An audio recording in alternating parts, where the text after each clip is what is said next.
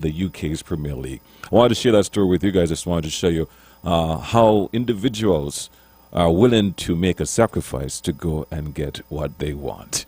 I hope the one inspires you to not stay at home this morning, to go to work if you're feeling down, and whatever your dreams are that you are, second guessing yourself about, to put those, questions and doubts behind you and forward on in your endeavors. We're going to take a break, and we'll be back with our conversation this morning, Fire Talk.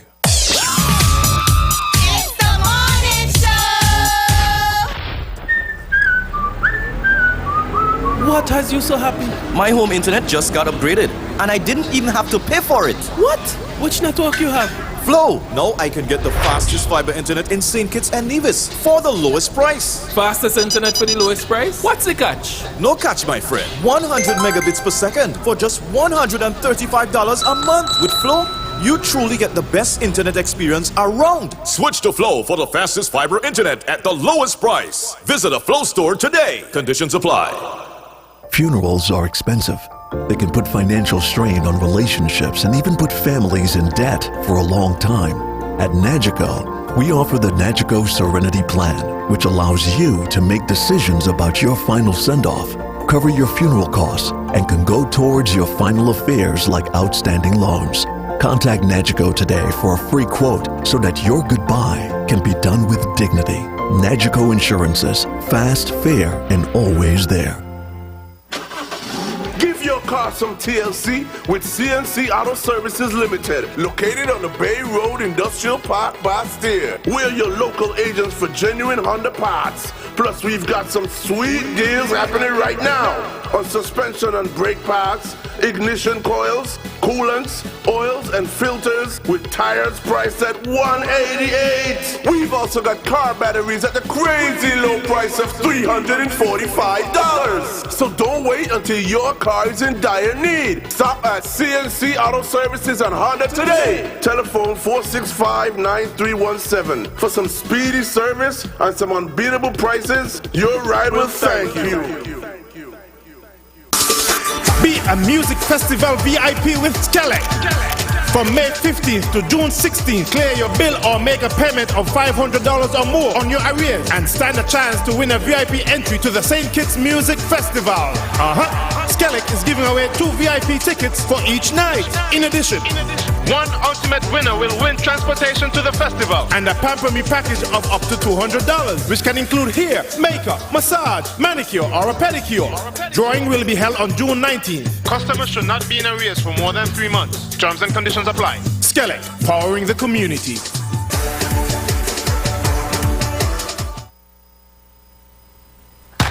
Get ready to ignite your mornings with Fire Talk. Tune in every Tuesday at 9:30 a.m. on ZYZ Radio 96.1 FM for 15 minutes of blazing hot conversations featuring Romel Williams and Timothy Martin. They'll be discussing the latest fire updates, trends, and topics that matter to you. Don't miss out on the heat. Fire Talk every Tuesday at 9:30 a.m. on ZYZ Radio 96.1 FM. 26 minutes moving on to the hour of 10 o'clock. Welcome back to the morning show. Welcome to our conversation Fire Talk for today, Tuesday, the 30th day of May. And in the studio with me, as usual, I have Acting Fire Chief Romel Williams. Good morning. Morning, sir. Good morning, morning. Happy to be back. And Substation Fire substation officer. Fire substation officer. It's a tongue twister. Yeah, I know. I'm going to get it now. Timothy Martin in the studio. Good morning, JQ. Good morning, listening audience. Good morning, man. Welcome once again. All right, let's get right into our conversation. I want to keep this one nice, short and sweet for our listeners this morning. And hot. Yeah. And if we do catch a fire, I know you guys are more than capable of outing it, you know? Yeah, that's your job. Talking about that's your job, let's start right there, gentlemen. You've been here many, many, many times, and I have never asked you guys what inspired you to be a firefighter. So I'm going to start with you, Romel, seeing that you are now acting fire chief of the department here in St. Kitts and Nevis. Is it St. Kitts and Nevis or just St. Kitts? St. Kitts and Nevis. Okay, great. What inspired you to become a firefighter? Okay, well, my story is not one of those stories where I had an uncle, I had a dad, or I'm a legacy or anything like that. My story, is more like me leaving school and wanting to contribute to the household when I was living at home with my parents, and I saw their struggle. My dad worked in the sugar industry for a lot of years. Really proud of him. He inspired me to be a hard worker. Not to work in the industry, but to be a hard worker. So, wanting to contribute home, looking at their sacrifices and how my mother worked 2 jobs, 3 jobs, anything she had to do to get us what we needed. So, I felt like it was time for me to contribute. So I knew that I needed a job that would pay well enough for me to be able to contribute and still would be able to, have some for me. And so while I was job hunting, I started at the hospital while they were building the hospital. And then I figured that can't work. And so 2 of my friends left school. We went to high school together. We did music together, so we were tight. They left school and they went to the fire department. So I heard them talking about fire department and how exciting it was, and I was like, oh boy, I got to go to the fire department. So that is what prompted me. My motivation was being able to contribute home, and my added influence was my 2 friends working in the fire department. Added to that, my house captain, I never said it to him. My house captain, Mr. Timothy Martin here, also was a fire officer. He was the captain for Gold House. So we were talking about like at track and field? Yeah, Gold, the houses in school, Gold House, I Red was House. never looking to hear you be a part of anything, because you always come to the studio saying to this running thing. So me into the running thing, but I had to be in the house. So he was the house captain. So that too was a motivator too. So I had 3 colleagues. So y'all went to the same high school? Yeah. Same high school. Yeah. Oh, okay. Basti High School. He would have been like a farm in front of me. So he left school a year before me, but he was the house captain. But we knew one another from school. So that too was another motivation. So I had 3 good brethren working in the fire department. So why not? So I went to the fire department, I applied, got through. That's my story. So it wasn't a case of, hey, I want to become a firefighter. No, I wanted to be an engineer. Actually, I went to college to do engineering. I did not complete that. I still want to go back, but we'll see how that works out. But no, firefighting was not my dream job. I wanted to be an engineer. Now that you mentioned that, I have, over the conversations we had over the past couple of years doing this program, I've realized that you are mechanically inclined. Yes. And from being around you guys at the fire department, I have seen you in the mechanical department, and actually thought you were the mechanic for the fire department. Break that down for me. How did that happen? Is it because of your love for engineering? Well, growing up, I always had, I was always curious about how things work. So I would take things down and not being able to put them back up, but I could take it down. So I was always intrigued by I'm fascinated by how things work. So when I joined the fire department, I was drawn naturally to the maintenance division. So I worked in the maintenance division for a lot of years until I actually took over the maintenance division. Wow. So before I left all of that and went to be the station officer for headquarters, I was in charge of maintenance. So I had a lot of years in mechanics. I did 2 years online with Penn Foster. I have a diploma in automotive repairs. Right. So you're not too far off. I am a mechanic. Yeah. Yeah. So you know what you were saying. Okay. But I'm not the mechanic for the department anymore. I handed that over to Mr. Julio Williams. Okay. So it seemed to me that you, because of that background or that legacy, if I can put it that way, from your father in terms of putting that mentality into your head to work hard. Right. You took that with you everywhere you went. Everywhere I went. So you've been in this position now is no surprise. What are your thoughts on that? We have never thought about that, We have never talked about that. Well, strange enough, for every level that I went to, now I'm seeing it was a preparation. I had no idea that I would be in this chair. I had no idea. I just worked. My philosophy is just work. Don't work to be recognized. Do work worthy of recognition. That's what I keep saying. Just work. Don't worry about who watching you. Just do your work. Your labors will not go in vain. So in every level, when I got transferred to Nevis for 3 years, I really didn't want to go. I cried, but I went, and I got my first promotion in Nevis. And how it happened, I was the only person in Nevis at the time who had written and passed the elementary level. If I had stayed in St. Kitts, I would not have received a promotion. So I went to Nevis. I got into the supervision thing really early. I think I was about 24 or 26 when I got into that. And then I came back to St. Kitts, got back into the mechanics. And so I know a little bit of most things. And then I left mechanics and then went to be the station officer again at a very young age. So I was being molded and not even realizing that I was being molded for today. So, and when you're in these kind of positions, it is good for you to have knowledge of all the areas that you are responsible for. You must know something about every area in fire department. So I know a bit about mechanics. I know about fire prevention. I know about firefighting. I know what is necessary. So I could contribute. When I hear the mechanics talking, I understand what they're saying. So I could contribute to that. I'm not lost. Fire prevention unit, I understand what they're saying.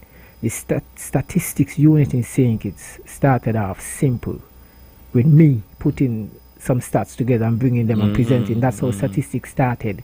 Now statistics is a unit. Wow. It's a unit now. So I could listen to statistics and understand what they're saying because I was in statistics. And so I was being trained in basically every level.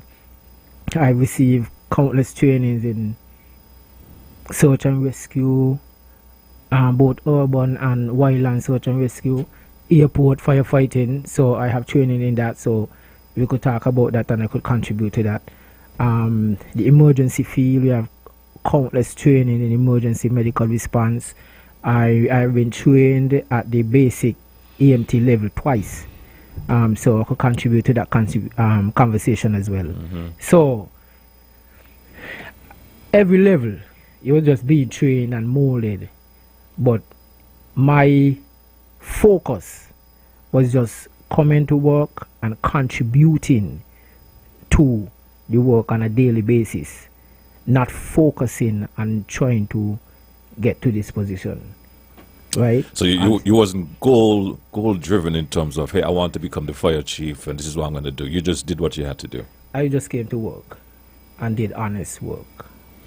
Talk about work. I have to revisit that 15-minute mark. Why? Because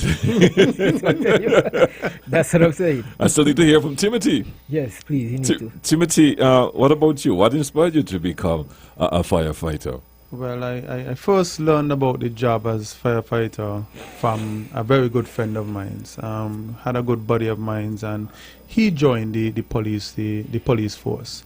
And in him being a part of the police force, he reached out to me and said, hey, how about being a police officer? So I was like, hey, maybe that might not be the job for me. But then he told me that the fire department was separating from police, and what about the fire department? So that started to pique my interest. At the time I was working for the electricity department, and given the nature of what the electricity department does, I was a linesman for the electricity department. Dangerous jobs going up, connecting the high tension wires, etc.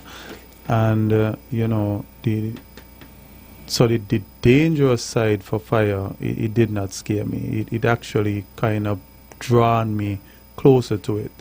The thought about, hey, I'm going into an organization that I can assist in helping people, rendering help to others, that was another motivator for me.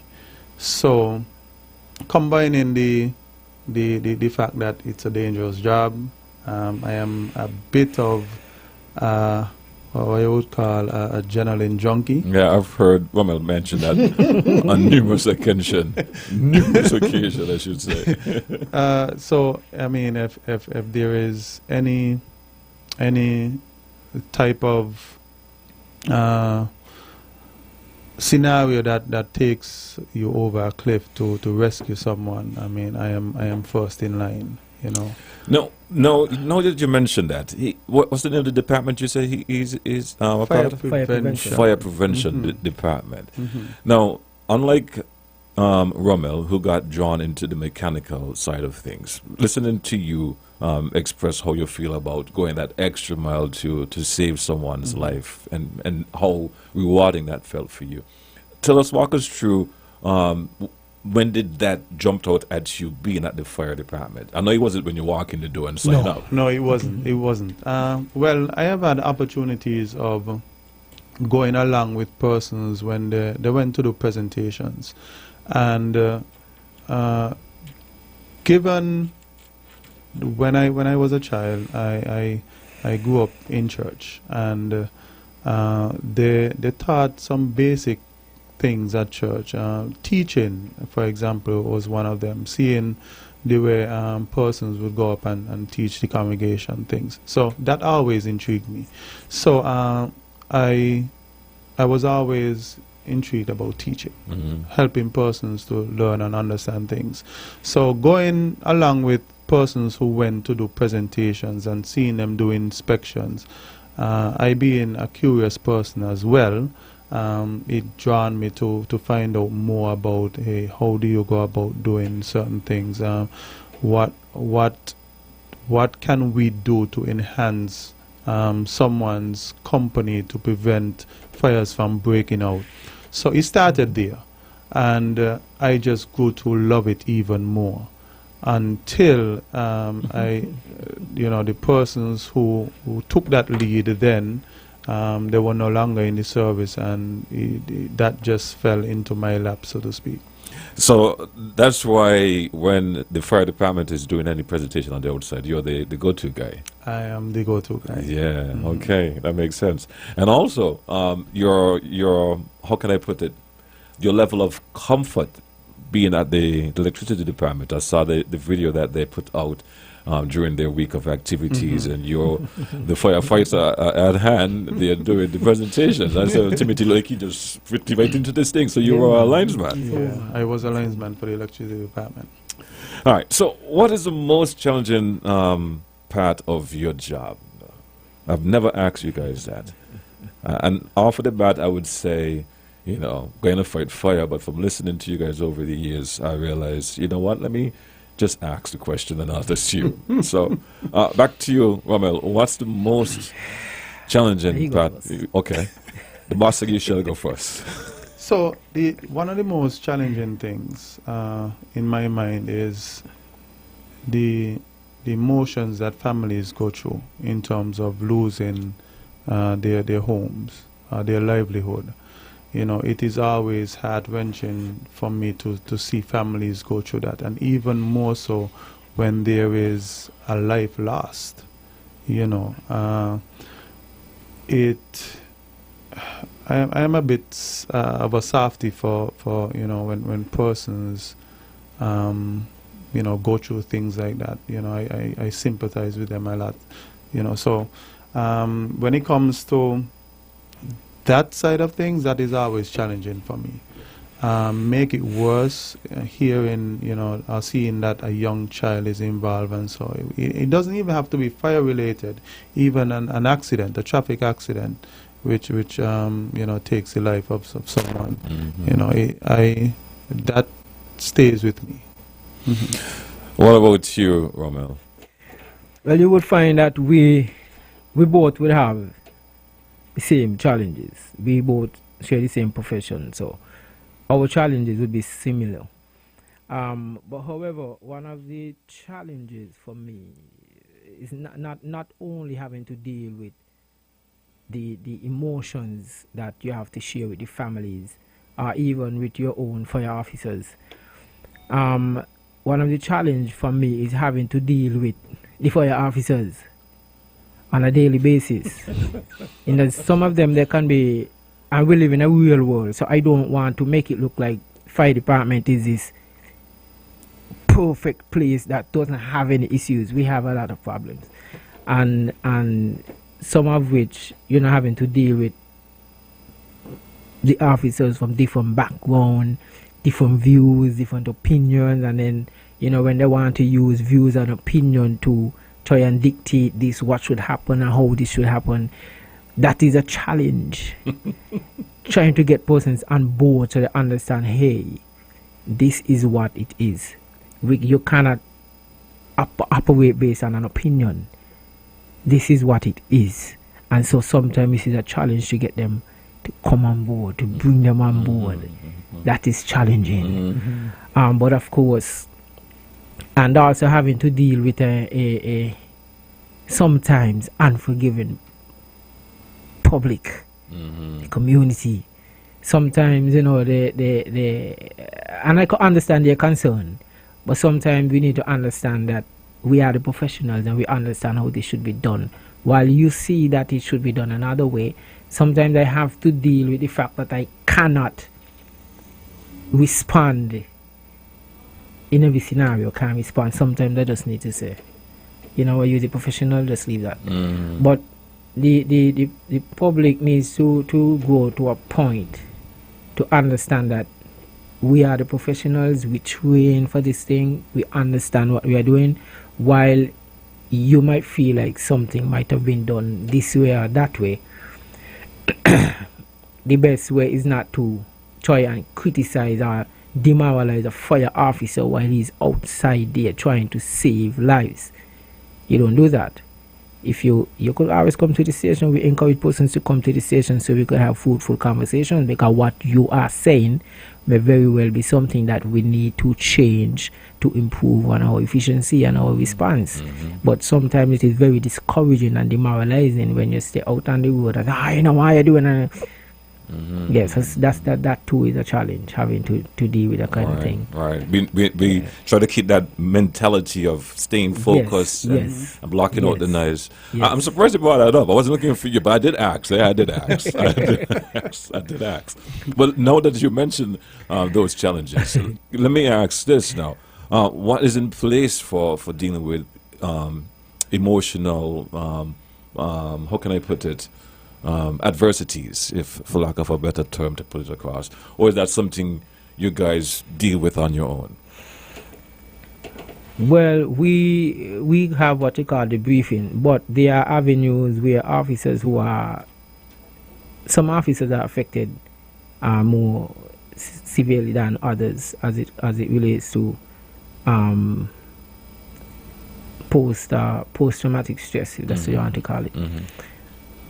So I think there is the government had a person on hand. I think it was a psychologist where we could go and speak to this person.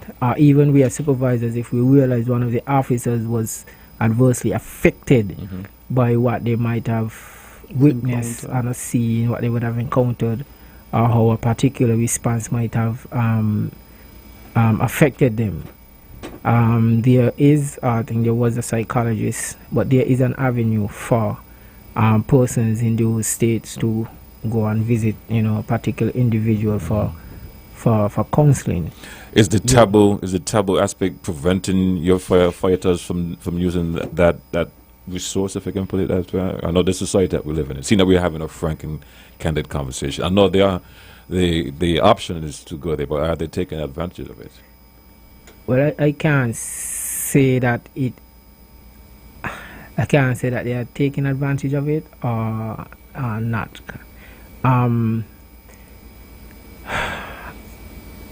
Go ahead, Timothy. Maybe I could answer it this way, in terms of whenever we see some where we have experienced a traumatic we have encountered a traumatic, scene, right? The way in which we start to look at it now, instead of letting the officers do that on their own, we want to invite someone to come and just have a general conversation with them, and maybe stemming out of that general conversation, if the person see that there is a need for them to have like a one-on-one session with that individual, then they can do so. But one thing I must say though, St. Kitts is a blessed place, and we should not take that blessing for granted, because it is not often where we experience those type of scenes. It's not very often. It's not very often we have a house fire where persons succumb to the fire. Unlike this, like the situation they had in Guyana recently, we don't have those instances very often. So the officers are not really exposed to that type of scenes on a regular basis, to be adversely affected. Our country and department, I could say that we are blessed in relation to others. So maybe that's why you see that we don't have to utilize that often. We have that avenue, the avenue very often. We have our debriefing piece, and person would speak, and from how they speak, you could see sometimes that they are not adversely affected, because like I said, the scenes are not that gruesome. Sometimes they really have any. There might be one half scene where there is an accident fatality, but we have not have any serious emotional issues from scenes on that magnitude, on that level. Right. Timothy? I wanted to say that you mentioned about the taboo. I mean, and this is something that person, we know it's there. A person seems to think that if they go to speak to someone within that field, someone who deals with whether psychology or dealing with mental health situations, then they are stigmatized. But however, I just want to encourage persons that is not the case. I mean, those persons are there to assist us with whatever situations we are going through. And I think it might be even best to go and speak to somebody who understands and could walk you through certain therapies, so to speak, in order for you to get your mindset back on track. Because if you leave something to linger long enough, you don't know how that might affect you in the future. I mean, we see persons who come from fighting war. They have seen all kind of things out there, and they get back seemingly okay, but then later on they start to play some kind of psychotic, and their coping skills get less and less. Yes. Gentlemen, we're out of time, and we'll continue our conversation. Of course. And I'll definitely revisit that time in our promise, so we won't be misleading anyone. But I want to thank you guys for being so open and frank and candid this morning, and sharing what you guys do at the fire department here in St. Kitts and Nevis. We have a lot to cover over the coming weeks, so I'm encouraging people to tune in each and every Tuesday morning at 9:30 for another conversation of Fire Talk. Indeed. I'm going to let you have, pardon me, I'm going to let you have the last word this morning. Yes, Fire sir. Acting Chief. Acting Fire Chief. Acting Fire Chief. Acting comes first. Okay, good. Acting Fire Chief. Thank you for the correction. Timothy, your last words. Oh, I'm not going to let him have the last words. Anything from you? Or you're going to leave everything on the boss? Okay, boss, you have everything. Judging from this smile of Timothy. Yes. So, in closing, I want to make an appeal to the residents of Sandy Point. We have been having some serious fire-related issues in Sandy Point as it relates to bushfires. We are receiving a lot of complaints. As recent as last night, I received a complaint. So we are appealing, a strong appeal to the residents of Sandy Point, to please cease and desist from lighting fires. We are now in the dry season. We all of us by now should be aware that we have a water issue, so we have to preserve and use water as necessary. So let us refrain from lighting these fires. Please, you have persons living in these areas who has children who suffer from asthma, and they themselves has asthmatic issues or maybe allergies. And so we have to keep these things in mind. So please cease and desist from lighting fires. Thank you very much. You're most welcome, man. And that's it for the morning show edition of Fire Talk. Next week, Tuesday, 9:30, we'll have another edition for you. Stay tuned. Battle of the Bands is up next.